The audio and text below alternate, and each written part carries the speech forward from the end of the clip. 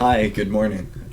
So I'm about to have a studio visit with an artist named Guy Moshev from Israel. We're going to do it over Zoom, and my studio is in my bedroom, which is where you all are when we watch these videos. And I haven't uploaded in a while because I've been working a lot doing some 3D modeling for my paintings and trying to keep up with my daily drawings on Instagram. This is kind of a introduction to what I'm doing now, what I've been doing the past month, and I am excited to show you because this will be great because I'm going into a studio visit right after this, and I just kind of wanted to do some work with you. I'll show you a little bit of my process using Blender. It's all new to me, so I'm pretty novice, and the thing about it that I think is the most interesting is that with Blender I can create real spaces outside of this room, like getting myself outside visually without kind of endangering others and creating social scenarios that can't happen right now. The first project that I have is taking this portrait of Kira that I drew, and I'm going to 3D model it. So it's kind of like drawing, but in 3 dimensions with Blender, which is a free software that is extremely capable, has a brilliant community around it, and you can really learn a lot with it. To do something rather complex, you have a lot of support when you're starting to look into it. You can learn from people like Blender Guru on YouTube, or you can just play around, practice, use different plugins, try to find 3D models people have made and start understanding what mesh building is like and things like that. I'm so new to this that it's just a complete learning experience just starting a project. And I've never been one to be afraid of starting something with zero knowledge in a topic. So it's like you can kind of learn the hotkeys and shortcuts that the program has, develop your workflow, which most of these programs, just like Photoshop or Procreate, there's a certain element of workflow that you need to there's a certain way to work that it has the most efficient process. And the way I do these things is definitely not the most efficient. So what I have right now is I have this kind of mirrored ball up here that that's kind of conforming to the contour. That's where I thought would be the best place to start with trying to model a specific human, is just have a symmetrical kind of ball going and see where it takes me. But this will definitely cause me more pain later on, I know, because I'm going to have to edit each of these vertices individually when I want more specific shapes. And also, I could probably be building these general forms through the use of other geometries, like cylinders, and instead of extruding from a ball. But for what I'm doing, it's kind of fun. It reminds me of drawing to work this way, so I don't mind taking the hard way around with this. But one thing that I do want to make sure is that I'm just working mostly in quads or quadrilaterals, instead of letting there get to be triangles or certain shapes that'll cause weird creases in the mesh as I'm working because what I hope to do is be able to animate these, or at least pose and rig them so that they can have new poses as I compose my painting, which I have started one painting with this process, kind of a test run, if we can say that, and I'm just going to pull that up. So this is my test run that I did with some simple shapes and people, and this is the scene. It's got a box where I flipped the normals of this box so that it's like inside out so that the walls can be pretty. I made these people, and I kind of morphed them into the space. You can see he's clipping the top of this box. It was a really quick kind of compositional study. Shadows are kind of like laid out in this fan shape. And I started by drawing this and doing a little oil study where I just painted kind of the general colors and blocked in some shapes and saw how the lighting worked. And now I'm working on a big painting that I will try to show you right now. Let's see. So this is the composition of the painting I'm working on, which right now has crazy drawing problems at the moment, but I'm excited to tackle them, you know? And then I'm gonna try to take this camera and point it at the painting. We'll see how that works.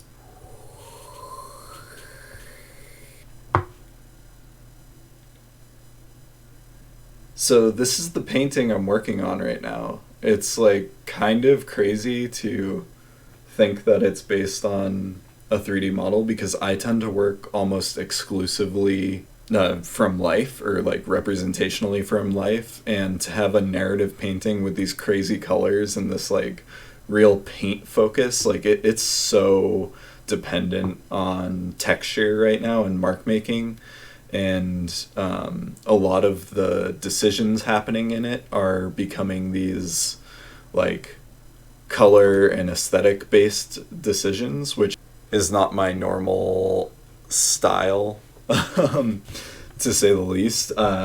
And this is kind of like a whole new territory for me, which I'm really excited about to talk about with Guy later, who you should check out on Instagram because he has amazing narrative work. He also likes the color red, which honestly is not necessarily my go-to palette choice, but I mean, my favorite oil paint right now is this color called Pyrrole Red. Let me see if I can find it.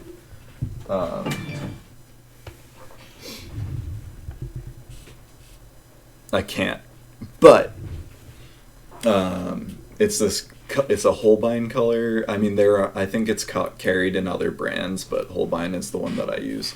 And it's Pyrrole Red, and it's kind of this like, it's almost alizarin crimson, but it's like somewhere between alizarin crimson and Indian red. So it's got this like really transparent, strong, like muddy,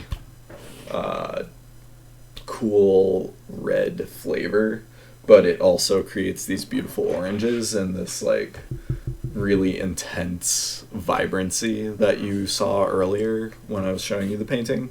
At least I think it's pretty intense, which I'm gonna have to like knock back a lot because I am trying to keep this fairly representational to my scene that I've created in Blender, which when rendered out it looks like, okay, well actually let's check Cycles. So the color in Cycles is a lot better than the color in Eevee, And I think that's just because Eevee is the game engine that's that's attached to Blender. Blender's running kind of live rendering engine, which I'm not a professional using this program, so kind of misstating some of this information. You should check out the pages of people who do CGI professionally and work with this program to a high extent. I hope to get there soon, you know. I'm using it a lot. I'm going to be building these scenes. I want to make a whole series of paintings this way. And I think you can find really good information on the Blender wikis and Reddit, and if you ever use Stack Exchange, which I actually really like that website for finding information about certain programs and being able to talk to people who are really, really proficient in a certain subject. So these are the colors that I'm actually kind of aiming for, but a lot of times I look at things that are like underhues, or I look at things that I see for like a split second when I glance at your first glance at a color, and you're like, wow, okay, that's like, I saw this like cerulean blue, even though it's this red in this left corner. This one, I'm like, cerulean blue. I don't know why, and I see it here, and I see it kind of fading through certain things, and you know what I did? I just brought it straight through the painting. I just covered everything up, you know. I was like, it's there, something is there that I'm seeing, and I'm making this like reference to. I'm gonna turn that back to Eevee so that my recording doesn't get too messed up by me trying to show you a better quality render. What I have started doing is, like, I really like this idea of building 3D models from a sketch, or one of my daily sketches that I'm doing, where I've observed something directly in front of me, and I look at it and compose an image, and then I have this tangible copy of this place, and then I upload it to Instagram, and we see it online.